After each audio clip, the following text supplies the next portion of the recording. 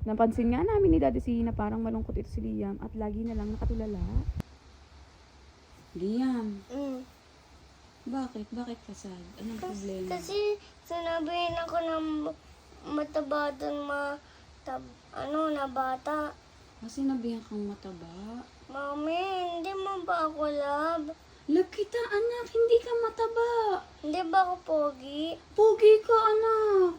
Ha, sino nagsabi sa'yo na mataba ka? Ibang kapitbahay. Nak, hindi ka mataba. Macho ka, healthy ka. Hindi ka mataba. Huwag ka na makikipag-play doon, ha. Tsaka pogi ka. Ganyan ang body mo. Pogi ka, pogi. May ganyan ba? Hindi ba mataba? Hindi yan mataba, anak. Healthy ka, pogi ka. Ikaw ang pinaka-pogi sa mommy and daddy. Huwag mong isipin yun. Huwag mong isipin yun, ha? Okay, huwag ka na maging sad. Ha? Huwag ka na makikipag-play, ha? Okay, si mommy and daddy na lang ka-play mo, ha? I love you, anak. Love you. Huwag ka na maging sad, ha? I love you. I love you.